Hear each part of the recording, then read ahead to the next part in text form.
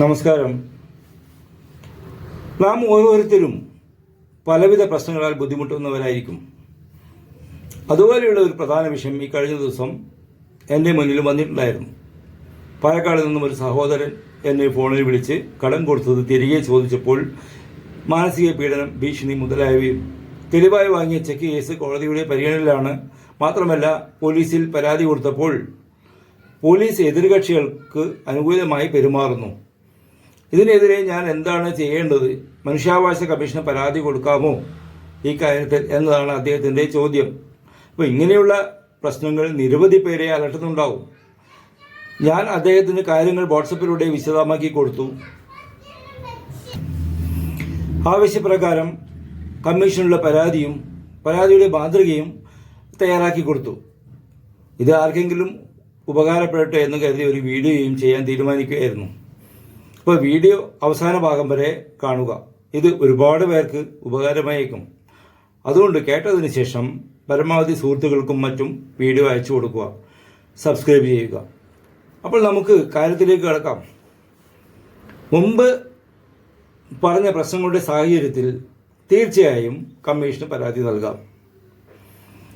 ഒരു കാര്യത്തിൽ വ്യക്തത വേണം എന്ന് മാത്രം.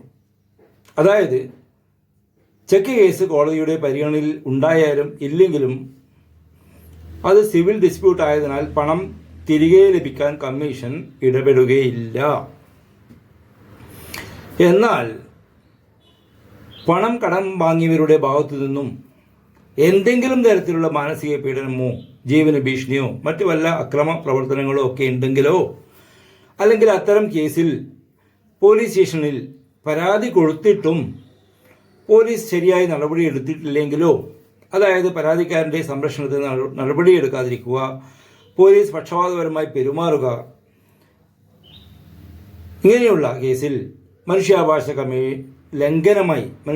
കമ്മീഷൻ അത് മനുഷ്യാവകാശ ലംഘനമായി കണ്ട് right to life with dignity, അതായത് അന്തസ്സോടെ ജീവിക്കാനുള്ള അവകാശത്തിൻ്റെ ലംഘനമാണ് നടന്നിട്ടുള്ളതെങ്കിൽ കമ്മീഷൻ പരാതി സ്വീകരിക്കുന്നതാണ്.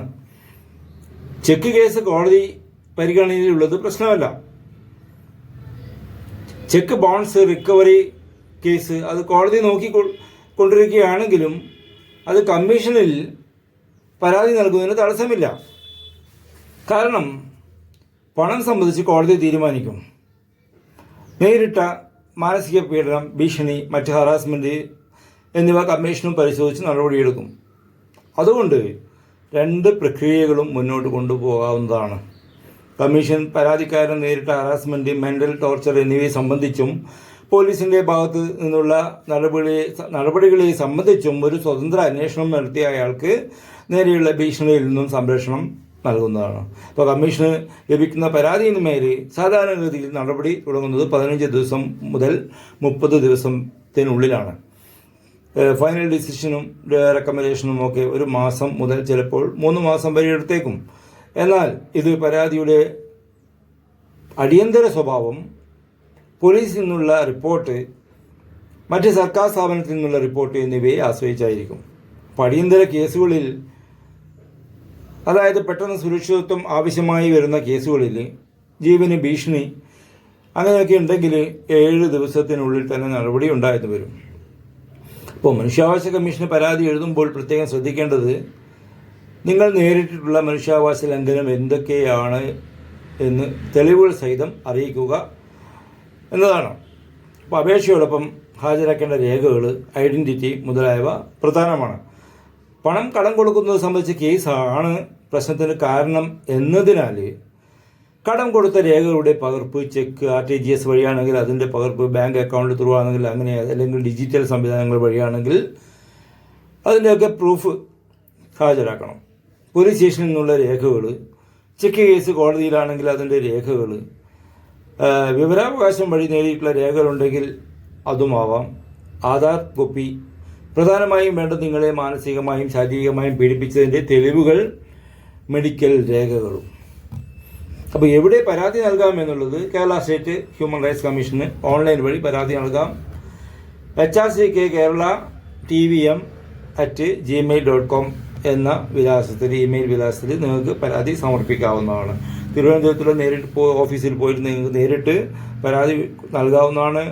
അല്ലെങ്കിൽ സ്പീഡ് പോസ്റ്റ് വഴി നിങ്ങൾക്ക് അയക്കാവുന്നു. Address honourable chairperson state human rights commission, Thiruvananthapuram, Kerala. ഇതിൻ്റെയൊക്കെ ഈ താഴെയുള്ള ഡിസ്ക്രിപ്ഷൻ ബോക്സിൽ ഞാൻ കൃത്യമായിട്ട് വിവരം ഞാൻ എഴുതി ഇടുന്നതാണ്. അത് നിങ്ങൾ പരിശോധിക്കുക. പരാതി എഴുതുന്നതിനായി ആവശ്യമെങ്കിൽ എൻ്റെ സഹായം തേടാവുന്നതാണ്. എൻ്റെ ഫോൺ നമ്പർ 9656684515. ഇപ്പോൾ വീഡിയോ ഇഷ്ടമായെങ്കിൽ ലൈക്ക് ചെയ്യുക, പരിചയമുള്ളവർക്ക് അയച്ചു കൊടുക്കുക. തീർച്ചയായും സബ്സ്ക്രൈബ് ചെയ്യുക. അപ്പോൾ സബ്സ്ക്രൈബ് ചെയ്താൽ മാത്രമേ കൃത്യമായി എൻ്റെ വീഡിയോ കാണാൻ സാധിക്കുകയുള്ളൂ. അതുകൊണ്ട് സബ്സ്ക്രൈബ് ചെയ്യാൻ മറക്കരുത്. അടുത്ത നല്ലൊരു വീഡിയോയുമായി വീണ്ടും കാണാം. ബൈ.